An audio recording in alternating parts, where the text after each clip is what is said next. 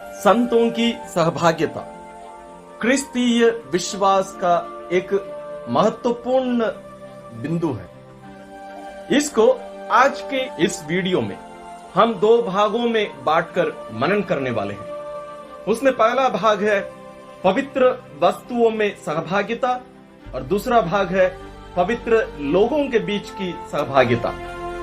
Greater glory of God में आपका स्वागत है। मैं हूं फादर जॉर्ज मेरी क्लारेट। आज का यह वीडियो थोड़ा सा लंबा होने वाला है क्योंकि ये जो विषय हम मनन करने वाले हैं, विचार करने वाले हैं, ये बहुत ही महत्वपूर्ण बात है। इसलिए इसको गहरे रूप से समझना, अनुभव करना और अपने जीवन में क्रियाशील करना बहुत ही जरूरी है। इसलिए थोड़ा लंबा रहेगा। मैं आशा करता हूं आप लोगों से कि आप आखिर तक इसको देखें ताकि आप पूर्ण रूप से इस महत्वपूर्ण बात को समझ पाए। प्रारंभ करते समय ही मैं आपसे एक प्रश्न पूछना चाहता हूं।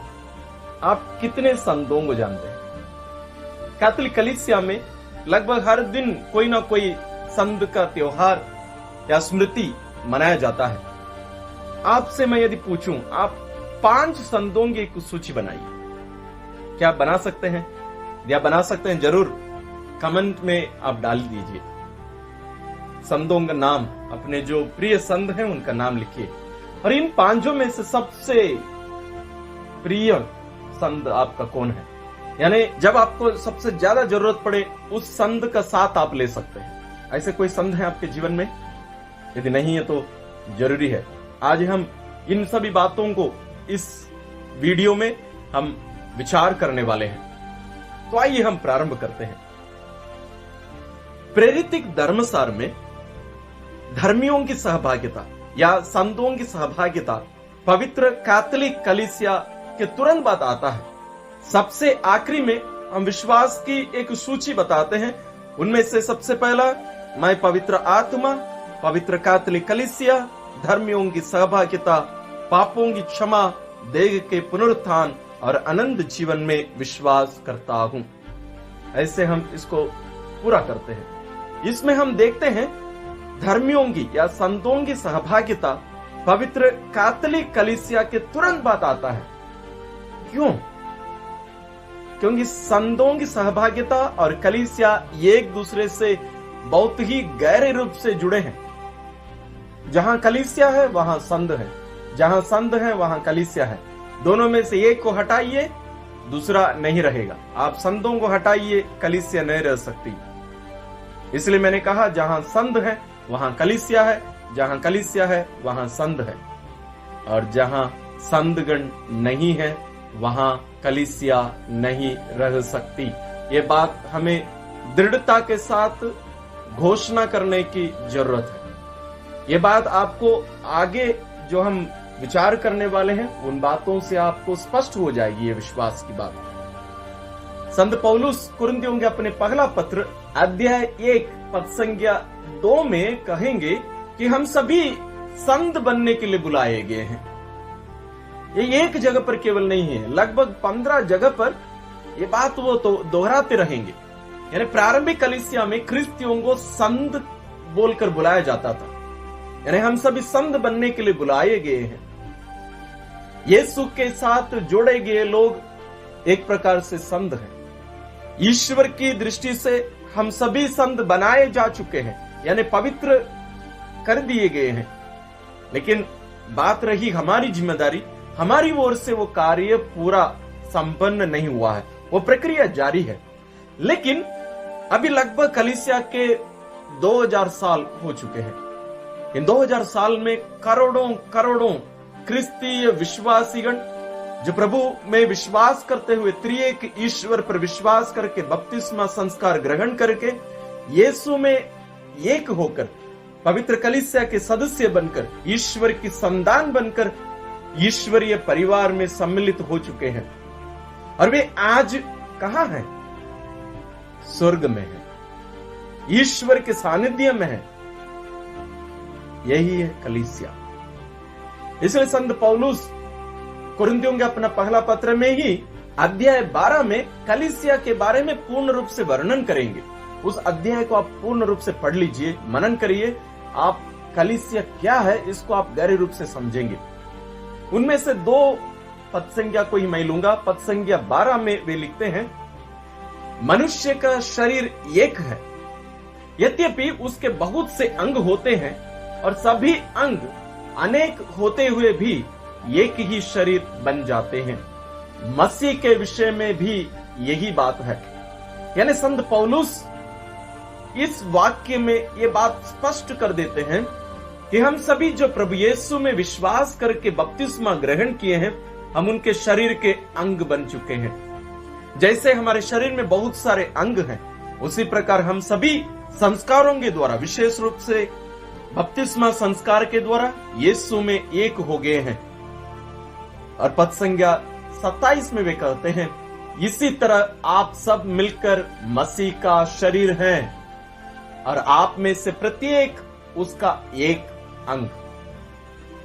आप सभी मिलकर, यानी यीशु में विश्वास करके बपतिस्मा ग्रहण किए हर एक प्रभु यीशु के शरीर के एक एक अंग हैं। इस बात को संत पौलुस और गहरा करते हुए हमें समझाते हैं रोमियों के नाम अपना पत्र अध्याय 11 पद संज्ञा 17 में, जहां वे कहेंगे कि हमारा यीशु के साथ कलम कर दिया गया है। आप कलम किए पेड़ों को, पौधों को आप देखे होंगे, उसी प्रकार हम यीशु के साथ कलम कर दिए गए हैं। इस बात को और गहरे रूप से समझने के लिए इसके पहले हम एक वीडियो बनाए हैं, प्रभु यीशु सच्चा दाखलता, और हम उसकी डालियां हैं। उसका लिंक डिस्क्रिप्शन में दिया गया है, आप जरूर उसको देखिए। इस बात को आप गहरे रूप से समझेंगे। यहां एक प्रश्न उठता है, क्या हम जो जीवित हैं इस दुनिया में, इस धरती पर अभी जीवित हैं, क्या हम ही लोग केवल उस शरीर के अंग हैं? इन 2000 साल के अंतराल में जितने भी लोग इस धरती पर आए, यीशु में विश्वास करके बपतिस्मा ग्रहण किए, उन सबका क्या हुआ? क्या वे आज इस कलीसिया के सदस्य नहीं हैं? इसी विषय पर आज हम विशेष रूप से मनन कर रहे हैं। आप बने रहिए आखिरी तक, आप इस सच्चाई को और भी गहरे रूप से समझते जाएंगे। इस शरीर में न केवल आज हम इस धरती पर जीवित हैं, हम उसके सदस्य हैं, बल्कि प्रथम समय में ही जो प्रेरितगण यीशु के साथ रहकर अपने आप को कुर्बान किए, बलि चढ़ाए, उनसे लेकर आज तक जितने भी हम बपतिस्मा ग्रहण किए हैं, हम सभी उसी शरीर के अंग हैं। और हमारा एक दूसरे का जीवन एक दूसरे को प्रभावित करता है। हाँ, मैं सही कह रहा हूं। दोनों अच्छाई और बुराई, पवित्रता और पाप, हम हर एक के कार्य दूसरे व्यक्ति को प्रभावित करता है। इसको कैसे समझें? आपके शरीर में कहीं चोट लग गया, उसका दर्द क्या आपके पूरा शरीर अनुभव नहीं करता है? संत पौलुस इस बात को भी कुरिन्थियों के नाम अपने पहले पत्र अध्याय 12 में, जहां मैं जो पढ़कर सुनाया, उसके बीच की बातों को आप पढ़िए, उसमें वे बताएंगे। लेकिन ये कितना प्रभावित करता है, उस चोट के गहराई के ऊपर निर्भर है। जितना ज्यादा चोट लगता है, उतना ज्यादा दर्द शरीर के दूसरे भागों को, दूसरे अंगों को लगेगा। ये कोई नई बात नहीं है, हम हर दिन के जीवन में इसको अनुभव करते हैं। और कलीसिया की भी बात यही है। यानी हमारे पहले जितने भी लोग यीशु में विश्वास करके अपना जीवन कुर्बान करके हमारे आगे चले गए हैं, लगभग 2000 साल के इस इतिहास में, उन सभी के जीवन का फल आज हमें भी मिलता है, ना केवल प्रभु यीशु के जीवन का। क्योंकि ये सभी यीशु से बल पाकर, संस्कारों के द्वारा शक्ति पाकर, अपने कार्यों के द्वारा कलीसिया को आज भी आगे ले चलते हैं, एक शरीर के रूप में। इसको हमें गहरे रूप से समझने की बहुत ही जरूरत है। क्योंकि आज हम जो इस धरती पर जीवित हैं, हमें जो विश्वास उन प्रेरितों के द्वारा मिला है, उस विश्वास को जैसे हमारे पूर्वज हमें दिए, हमारे माता पिता, हमारे पहले के लोग हमें जो दिए हैं, आज हमारी जिम्मेदारी है इस विश्वास को आगे ले चलना। इसमें संतों की एक महत्वपूर्ण एक जिम्मेदारी है और वे उसको पूरा करते भी हैं। आइए, जैसे मैं शुरुआत में कहा, इस विशेष रहस्य को हम 2 भागों में बांटकर हम मनन करते हैं। तो संतों की सहभागिता 2 भागों में देखा जाना चाहिए, और ये सब मैं अपने मन से नहीं कह रहा हूं। कलीसिया के जो धर्म शिक्षा का पुस्तक है, कैटेकिज्म ऑफ द कैथोलिक चर्च, इसमें से मैं पूरा ले रहा हूं। पैराग्राफ 5 में ये पूरा दिया गया है। इसमें नंबर दिए रहते हैं 946 से लेकर 962, 946 टू 962 तक की जो बातें हैं उसको मैं आप लोगों को बता रहा हूं। तो इसमें पहला जो बिंदु है पवित्र वस्तुओं में सहभागिता, और दूसरा है पवित्र लोगों के बीच की सहभागिता। और ये दोनों 5-5 छोटे छोटे बिंदुओं में बांटे गए हैं। आइए पहले भाग को हम पहले लेकर उस पर मनन करते हैं। पवित्र वस्तुओं में सहभागिता। प्रारंभिक कलीसिया में हम देखते हैं विश्वासी लोग एक शरीर के रूप में घरों में एकत्रित होकर पवित्र यूकरिस्त में भाग लिया करते थे। प्रेरितों के साथ मिलकर वहां वचन पढ़कर सुनाया जाता था, रोटी तोड़ते थे और उसमें सहभागी होते थे। वही है पवित्र यूकरिस्त, जिसके बारे में हम प्रेरित चरित में अलग अलग जगहों पर देख सकते हैं। एक उदाहरण के लिए प्रेरित चरित अध्याय 2 पद संज्ञा 42 में आप पढ़ लीजिए। तो पवित्र वस्तुओं में सहभागिता का पहला बिंदु है विश्वास में सहभागिता। हम सभी एक ही विश्वास के सहभागी हैं। जो विश्वास यीशु इस दुनिया में लेकर आए, उस विश्वास को वे प्रेरितों को दिए, और प्रेरित उस विश्वास को अपने शिष्यों को दिए, और उनके शिष्य को दे देकर एक रिले रेस के रूप में, जैसे हम कहीं चैनल्स में या आप स्कूल्स में या कॉलेजेस में कहीं भी देखे होंगे, रिले रेस, आपके हाथ में एक लकड़ी दिया रहता है, आप दौड़कर अपने साथी को उसको देते हैं, वो आगे बढ़ते जाता है। उसी प्रकार 2000 साल के ये विश्वास आज हमारे हाथ तक पहुंचा है। इसलिए कलीसिया के 4 मुख्य गुण होने हैं, तब हम उसको कलीसिया कहेंगे। वो गुण क्या क्या है, ये मैं अपने मन से कुछ नहीं बता रहा हूं। ये जो प्रारंभिक कलीसिया से जो बातें हम तक पहुंची हैं वही है। नीसिया के जो धर्मसार है उसमें हम आखिरी में देखेंगे कलीसिया के 4 गुण क्या क्या है। ध्यान में सुनिएगा, आप जरूर सुने होंगे, आप स्वयं बोलते थे भी होंगे, लेकिन ध्यान नहीं दिए होंगे। पहला है एक पवित्र, कैथोलिक और प्रेरित। मैं दोहराता हूं, एक पवित्र, कैथोलिक और प्रेरित। कलीसिया एक है, दूसरा नहीं हो सकता। मतलब आजकल जो लोग अपने अपने नाम से जो कलीसिया खड़े करके बोलते हैं कलीसिया है, वो स्वयं आप सोच लीजिए उसको क्या नाम देना चाहिए। वो हम एक प्रार्थना मंडली बोल सकते हैं, वो कलीसिया नहीं कहा जा सकता। लोग अपने नाम के सामने प्रॉफिट लिखकर कहते हैं कि इनके द्वारा स्थापित कलीसिया है। कलीसिया क्या कोई मनुष्य स्थापित कर सकता है? कलीसिया यीशु द्वारा स्थापित है और एक है, और उसका शीर्ष स्वयं यीशु है, कोई मनुष्य नहीं। हम सभी उस शरीर के अंग हैं। तो कलीसिया एक है, एक ही विश्वास के हम सभी सहभागी हैं। दूसरा गुण है पवित्र, क्योंकि इस शरीर में दोनों हैं, ईश्वर और मनुष्य, पवित्रता और पाप दोनों जुड़े हैं। और कलीसिया जो पवित्र है, जिसका शरीर स्वयं प्रभु यीशु है, हम सभी पापी लोग इस मां कलीसिया में आकर हम पवित्रता के सहभागी होते हैं। हम सभी जो पापी हैं, हम सभी प्रभु यीशु के पवित्र रक्त से धोए जाकर हम पवित्र किए जाते हैं। इसलिए एक कलीसिया पवित्र है। तीसरा है कैथोलिक। कैथोलिक का मतलब और कुछ नहीं है, विश्वव्यापी। हम कोई भी भाषा बोलने वाले हों, कोई भी राष्ट्र के हों, कोई भी रंग के हों, और कोई भी समय जन्म लिए क्यों ना हो, हम सभी एक ही कलीसिया के सदस्य हैं। यानी यीशु के प्रेरितों से लेकर आज और दुनिया के अंत तक जितने भी लोग यीशु में विश्वास करते हुए त्रिएक ईश्वर के नाम पर बपतिस्मा ग्रहण करेंगे, सभी इस एक ही कलीसिया के सदस्य हैं। चौथा है प्रेरित। ये महत्वपूर्ण बात है। प्रेरित का मतलब प्रभु यीशु जो विश्वास लेकर आए, जो सच्चाई लेकर आए, उसको अपने प्रेरितों को दिए। प्रेरित लोग जहां जहां वे गए उनके शिष्यों को दिए। उनके शिष्यों को कैसे बनाए थे? कुछ लोगों को वे चुनकर हस्तारोपण के द्वारा, यानी अपना हाथ रखकर उनका अभिषेक किए, पुरोहित के रूप में या धर्माध्यक्ष के रूप में उनका अभिषेक किए और उनको वो जिम्मेदारी दिए और वे अपने शिष्यों को दिए।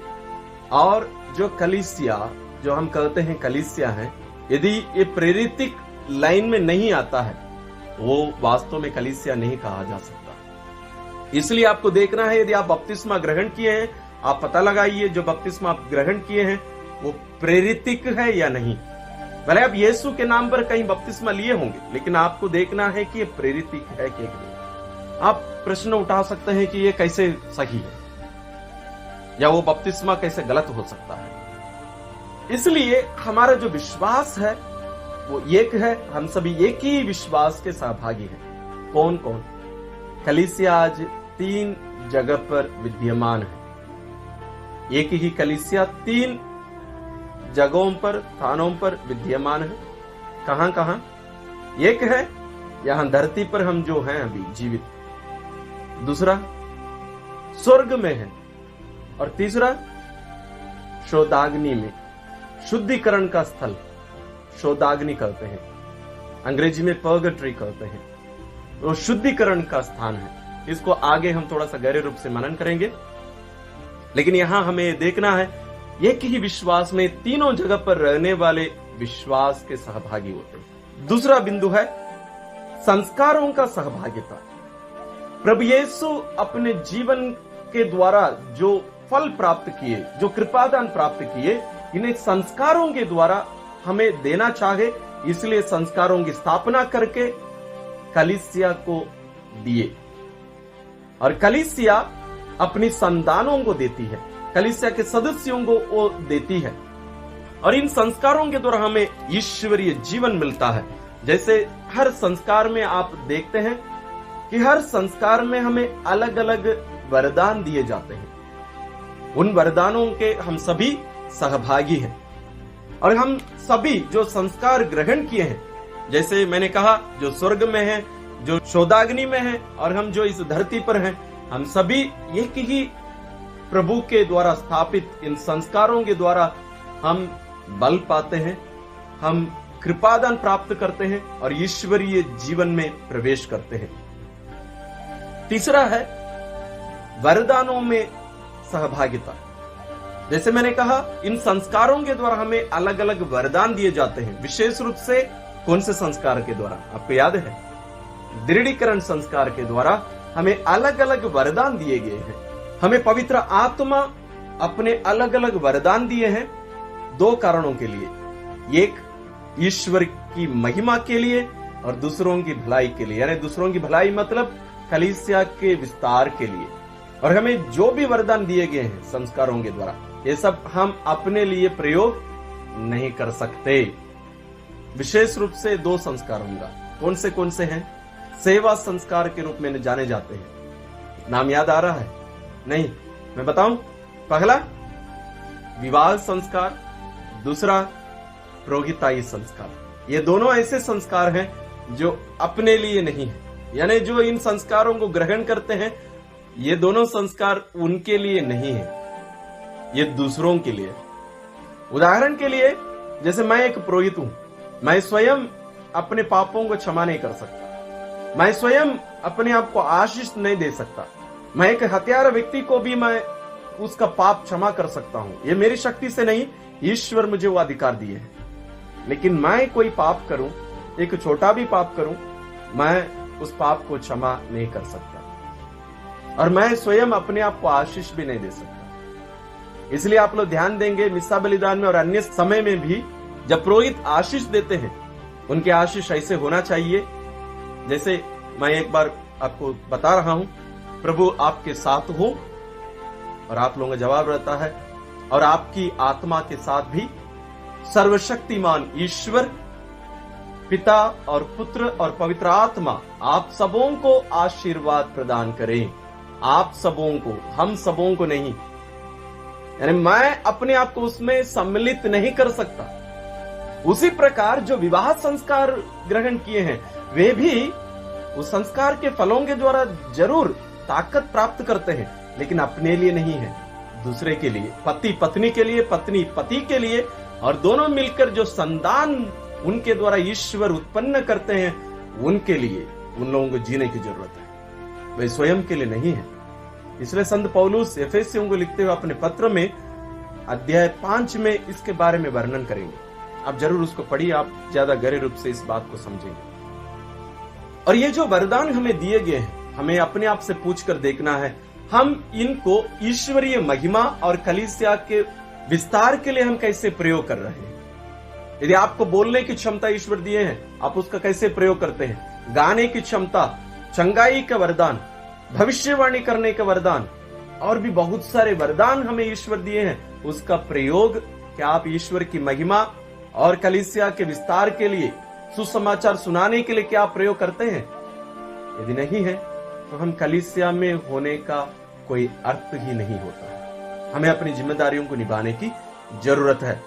चौथा बिंदु है सभी वस्तुओं में सहभागिता। यानी प्रारंभिक कलीसिया में जैसे हम देखते हैं, उनके पास जो भी संपत्ति था उन सबको वे अपने लिए नहीं रखे, सब कुछ वे बेचकर प्रेरितों के चरणों में रख देते थे और लोग उसका सबों के उनके जरूरत के अनुसार बांटा करते थे, जिसको हम प्रेरित चरित्र में पढ़ सकते हैं अध्याय 4 पद संख्या 32 में। आप जरूर इसको पढ़िए। वे अपने सभी चीजों को, सभी वस्तुओं को सबके लिए रखते थे। कलीसिया का मतलब वैसे होना चाहिए, लेकिन आज वैसे नहीं हो रहा है। एक बहुत बड़ी चुनौती है हमारे लिए। इसलिए आप कलीसिया में देखेंगे, पुराने समय में भी आज भी जहां कहीं भी जरूरत पड़ता है, हमसे मांग किया जाता है कि हम उस जगह की कलीसिया के लिए हम मदद करें, क्योंकि वो हमारे ही शरीर के एक भाग है। ये आज की बात नहीं है, प्रारंभ से ही ये चलता आ रहा है। संत पौलुस इसलिए अपने पत्रों में, लगभग सभी पत्रों में हम ये देख सकते हैं, वे एक एक कलीसिया को धन्यवाद देते हैं कि आप लोग इस कलीसिया के लिए उदारता के रूप में आप लोग दान दिए। आज क्या हम कलीसिया की जरूरतों में अपना योगदान देते हैं? आप पूरे विश्व को मत देखिए, अभी आप अपने पल्ली को ही देख लीजिए। हमारे बीच में कितने ऊंच नीच के जो फर्क हम आज देखते हैं, इसका कारण क्या है? साथ ही एक पल्ली, एक स्थानीय कलीसिया बहुत संपन्न होती है क्योंकि वहां सब नौकरी करने वाले लोग हैं, और एक कलीसिया के एक भाग गांव में है जहां उनको पास पर्याप्त मात्रा में ना तो धन है ना सुविधाएं हैं। तो हमारी जिम्मेदारी क्या होनी चाहिए? शहर में रहने वाले ज्यादा से ज्यादा हमें गांव में रहने वाले कलीसिया के लोगों की सेवा करने की जरूरत है, अपने योगदान देने की जरूरत है। इस पर हमें मनन विशेष रूप से करने की जरूरत है। और 5वां बिंदु है प्रेम में सहभागिता। ईश्वर प्रेम है और हम उस प्रेम में सहभागी होते हैं, और इसलिए संत पौलुस रोमियों के अपना पत्र अध्याय 14 पद संख्या 7 में कहते हैं, हम में से कोई भी ना तो अपने लिए जीता है और ना अपने लिए मरता है। हम में से ना कोई अपने लिए जीता और ना अपने लिए मरता है। हम सभी मसीह के लिए और उनके शरीर के लिए जीते हैं और मरना भी चाहिए। हमें इस बिंदु पर गहरा मनन चिंतन करने की जरूरत है। इसलिए जब कलीसिया एक जगह पर प्रताड़ित की जाती है, हमारी जिम्मेदारी क्या होती है? क्या हमें दर्द होता है? क्या हम जानने का प्रयत्न करते हैं? आज भी दुनिया के कोने कोने में, अलग अलग देशों में लोगों को इसलिए प्रताड़ित किया जाता है कि वे यीशु में विश्वास करते हैं। तो हम उनके लिए क्या करते हैं? न्याय की लड़ाई अलग बात, उसके साथ प्रार्थना, कम से कम प्रार्थना तो करें। हमारी जिम्मेदारी होनी चाहिए। इसको भी इस अंतों की सहभागिता आज हमें सिखाता है। अभी आइए दूसरे भाग में हम प्रवेश करते हैं। जैसे मैंने प्रारंभ में कहा था, हम आज के इस मनन चिंतन को, संतों की सहभागिता को 2 भागों में बांटकर हम मनन कर रहे हैं। पहला में अभी तक हमने देखा पवित्र वस्तुओं में सहभागिता। अभी दूसरे भाग में प्रवेश करते हैं, पवित्र लोगों के बीच की सहभागिता। यानी अभी मनुष्यों के बीच की सहभागिता। अभी तक हम देखें कि जो वरदान ईश्वर हमें दिए हैं उसमें हमारी सहभागिता का मतलब क्या होता है। अभी लोगों के बीच की सहभागिता पर हम मनन करते हैं। यह भी 5 बिंदुओं पर बांटा गया है। सबसे पहला है कलीसिया की 3 स्थिति। यह मैं इसके पहले भी बताया हूं कि कलीसिया कैसे 3 स्थानों पर आज उपस्थित है। स्वर्ग में जिनको हम संत कहते हैं, इस पृथ्वी पर हम जो मनुष्य हैं, और शोधाग्नि की आत्माएं, मरे हुए लोग। आज कलीसिया जो ये 3 स्थिति में है, ये सच्चाई में है। हम कलीसिया में इसलिए देखते हैं ये तीनों जो स्थिति है कलीसिया की, ये वास्तविक है, सच्चाई है। और हमें जो हम इस धरती पर जी रहे हैं, हमें स्वर्ग में जो संत लोग हैं ईश्वर के साथ, उनके फलों का भी हमें फायदा होता है। न केवल उनकी प्रार्थनाओं के द्वारा बल्कि उनके पवित्र जीवन के द्वारा भी हमें उसका फल मिलता है। कैसे? आप देखे होंगे एक एक पल्ली को, पैरिश को संतों के नाम पर रखा जाता है। एक एक संत के संरक्षण में इसको अर्पित किया जाता है। जैसे मां मरियम के नाम पर हो, संत योसेफ के नाम पर हो, संत एंथनी के नाम पर हो, संत फ्रांसिस के नाम पर हो, ये हर पल्ली इनके नाम पर रखा जाता है। उसका मतलब यह है कि हम उनके द्वारा और उनके साथ मिलकर, जैसे वे अन्य संतों के साथ हैं, हम उनके साथ जुड़कर ईश्वर की कृपा का हम अनुभव करके उस स्वर्ग के साथ जुड़ जाएं, स्वर्गीय जीवन के साथ जुड़ जाएं। और इसलिए आपको आजकल तो नहीं होता है, आपको याद होगा जब आप बपतिस्मा ग्रहण किए, आपको जरूर कोई संत का नाम दिया गया होगा। उसका मतलब यह है कि हम उनका साथ चले, हम उनका साथ लें। और इसका मतलब क्या होता है, आज हम इस पर ज्यादा विचार नहीं कर पाएंगे, लेकिन ये बहुत जरूरी है। इसलिए ये जो कलीसिया तीनों स्थान पर है, हमें एक दूसरे से जुड़कर कार्य करने की जरूरत है और करते भी हैं। जैसे हम संतों का नाम लेकर उनसे कहते हैं कि हमें हमारे लिए ईश्वर से प्रार्थना करिए, और वे हमारे लिए प्रार्थना करते भी हैं। लेकिन इसमें एक फर्क है। आप बोल सकते हैं तो हमारे मांगने से पहले ही उनको मालूम हो जाना चाहिए। नहीं, यीशु को पता चलता है, लेकिन संतों का नाम जब तक लेकर हम उन्हें बताएंगे नहीं, ये उन्हें पता नहीं चलेगा। इसको कैसे समझेंगे? जैसे हम सभी मोबाइल का प्रयोग करते हैं, हमें जैसे हमारे मोबाइल का जो डेटा है, डेटा कनेक्शन है, नेट कनेक्शन है, ये इसकी सहायता से जो मेन सैटेलाइट है जहां से हमें ये नेट का कनेक्शन दिया जाता है, वास्तव में वे हमसे कुछ भी चुरा सकते हैं। यानी हमारे मोबाइल के अंदर क्या क्या है उनको पता है। यदि उन लोग चाहे उन लोग ले सकते हैं, या आप YouTube में भी जाकर ढूंढ सकते हैं हमारे मोबाइल के अंदर क्या क्या है। उन लोगों के पास वो सबका जानकारी यदि वो चाहे तो ले सकते हैं।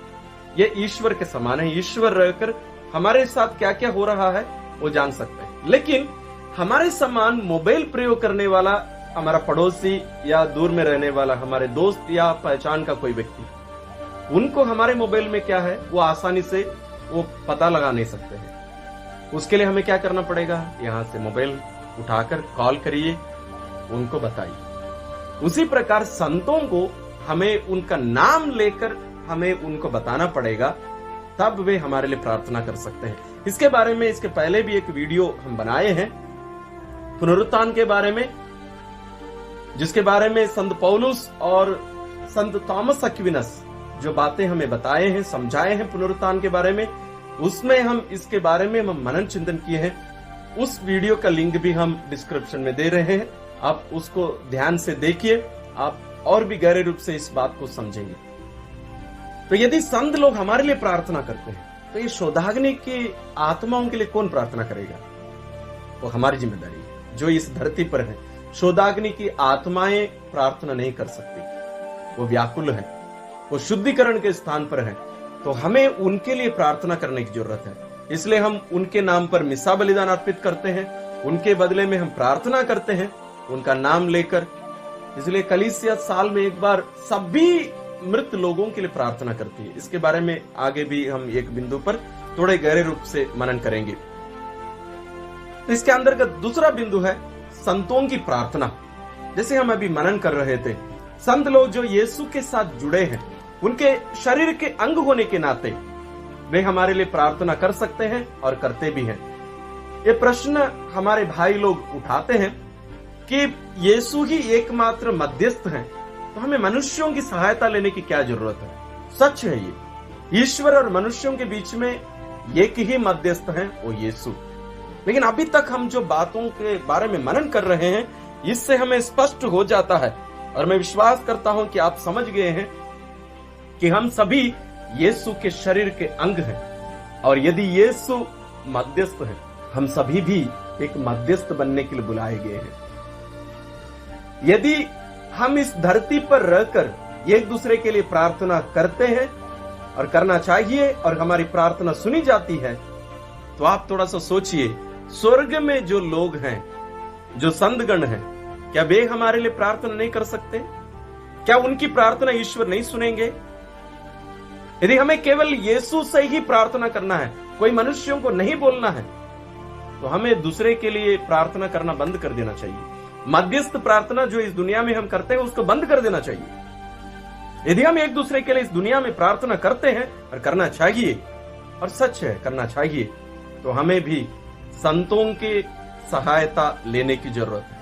हमें उनसे भी कहने की जरूरत है, संत एंथनी, संत मिकाएल, संत मार्टिन, मां मरियम हमारे लिए प्रार्थना करिए। यदि हम ये नहीं करते हैं, ईश्वर द्वारा दिए गए एक महान सहायता का हम नजरअंदाज कर रहे हैं और उसका लाभ नहीं उठा पा रहे हैं। एक कितने अद्भुत एक सहायता ईश्वर हमें दिए है, लेकिन अधिकांश हम इसका लाभ नहीं उठाते हैं, लेकिन हम लाभ उठाना शुरू करें। इसलिए संत डोमिनिक अपनी मृत्यु के समय अपने साथियों को कहे, आप लोग रोइए मत, क्योंकि मैं मेरी मृत्यु के बाद और भी ज्यादा मददगार होऊंगा, क्योंकि मैं स्वर्ग में जाकर आप लोगों के लिए, जैसे इस धरती पर जितना मैं आप लोगों के लिए कार्य किया, उससे ज्यादा मैं स्वर्ग में जाकर कार्य करूंगा। ये कितना सच है। ये केवल संत डोमिनिक ही नहीं, बहुत सारे संत लोग अपने जीवन काल में कहे हैं, मैं स्वर्ग जाने के बाद वहां रहकर यहां से ज्यादा कार्य करूंगा, क्योंकि मैं ईश्वर के सानिध्य में होऊंगा। तीसरा बिंदु है संतों की सहभागिता। अभी हम उनकी प्रार्थना के बारे में मनन किए। संतों की सहभागिता मतलब जो संतगण स्वर्ग में हैं, हम उनके साथ आज स्वर्ग में हैं। क्या ये सच है? संत पौलुस अपने पत्र, एफेसियों के नाम पत्र में भी ये बात हमें समझाते हैं। एफेसियों के नाम संत पौलुस का पत्र अध्याय 4 पद संख्या 1 से 6 आप जरूर पढ़िए, जिसमें वे कहेंगे कि हम सभी यीशु के साथ, उनके पुनरुत्थान के कारण हम यीशु के साथ स्वर्ग में ईश्वर के दाहिने हम भी हैं। जो कोई यीशु में विश्वास करके बपतिस्मा ग्रहण करते हैं, हम सभी यीशु के साथ स्वर्ग में हैं। ये मैं नहीं कह रहा हूं, संत पौलुस पवित्र आत्मा की प्रेरणा से लिखे हैं, और उसी प्रकार संत लोग आज ईश्वर के साथ में हैं, और हम भी वहीं पहुंचने की आशा करते हैं। और हमारी सहभागिता मृत्यु के बाद में नहीं, हमारे बपतिस्मा के साथ प्रारंभ हो जाता है। यीशु के शरीर के अंग होने के नाते हम सभी उस स्वर्गीय जीवन का, संतों की सहभागिता का इस धरती पर रहते हुए ही हम अनुभव करते हैं। इसलिए हमें कलीसिया सिखाती है, और ये सच है, हर मिस्सा बलिदान के समय संपूर्ण स्वर्ग यहां उतर आता है। स्वयं ईश्वर, सभी स्वर्गदूत और संतगण वहां उपस्थित होते हैं। इसलिए कहते हैं तब चर्च स्वर्ग बन जाता है, वो यहां उतर आते हैं। हमें जब कभी हम पवित्र यूकरिस्त में हम सहभागी होते हैं, इस सच्चाई को ध्यान में रखकर हम सहभागी हो। चौथा बिंदु है मृतकों के साथ सहभागिता। ये मृतक लोग, मरे हुए लोग कौन है? ये संत लोग नहीं है। मृत लोगों का मतलब पवित्र वचन के अनुसार जो ईश्वर से अलग किए गए हैं। उड़ाव पुत्र की उस दृष्टांत को आप जानते हैं। जब वो पुत्र वापस लौटता है, वो पिता कहता है, ये मेरा पुत्र मर गया था, अभी जी गया है, ये खो गया था, अभी मिल गया है। बाइबल के अनुसार मृत्यु का मतलब शरीर का मरना नहीं, ईश्वर से अलग होना। उस उड़ाव पुत्र के लिए पिता से अलग होना मृत्यु थी, हमारे लिए भी जब हम ईश्वर से अलग होते हैं हमारी मृत्यु होती है, हमारे शरीर के मरने के कारण नहीं, क्योंकि हम मर चुके हैं पहले। कब? जब हम बपतिस्मा ग्रहण किए। संत पौलुस रोमियों के नाम अपना पत्र अध्याय 6 में कहते हैं इसके बारे में कि हम सभी प्रभु यीशु के मृत्यु का बपतिस्मा ग्रहण करके उनके साथ मर गए हैं, दफनाए गए हैं और पुनर्जीवित कर दिए गए हैं। लेकिन हमारे कुछ विश्वासी, हमारे प्रभु यीशु के शरीर के कुछ लोग जब उनकी मृत्यु होकर इस धरती से गए, वे पाप में रहे, इसलिए उन लोग स्वर्ग नहीं पहुंच पाए। तो उन लोग शुद्धिकरण के एक जगह पर हैं। उस जगह का नाम बाइबल में, जैसे पुराने विधान में भी हम देख सकते हैं, शुद्धिकरण का जगह है शोधाग्नि। उनको कहते हैं शोधाग्नि की आत्माएं, अंग्रेजी में पर्गेटरी कहते हैं। और वहां उनका शुद्धिकरण किया जा रहा है, क्योंकि उन लोग ईश्वर के सामने जाने योग्य नहीं है। तो हम जो इस पृथ्वी पर हम हैं, ये हमारी जिम्मेदारी होती है, हम उनके लिए प्रार्थना कर सकते हैं। हमारी प्रार्थना का फल उन्हें मिलेगा। जैसे संतों की प्रार्थना का फल हमें मिलता है, उसी प्रकार हमारी प्रार्थनाओं का फल यशोदाग्नि की आत्माओं को मिलता है। तो हमारा कर्तव्य है, हो सकता है कल हम भी वहां पहुंच जाएं और हम तड़पे ईश्वर के दर्शन के बिना। तो इस धरती पर रहने वालों की जिम्मेदारी होती है कि इस शरीर के अंग जो उस शोधाग्नि में है, उनके लिए प्रार्थना करें। इसलिए कलीसिया साल में एक बार निश्चित करती है कि सभी मृतक लोगों के लिए प्रार्थना करें। नवंबर 2 तारीख, इसलिए नवंबर 2 तारीख को अधिकांश जगहों पर कब्रिस्तान में जाकर मिस्सा बलिदान चढ़ाया जाता है। यदि आपके जगह पर नहीं होता है, आप उसको प्रारंभ करिए। एक बहुत ही सुंदर एक कार्य है।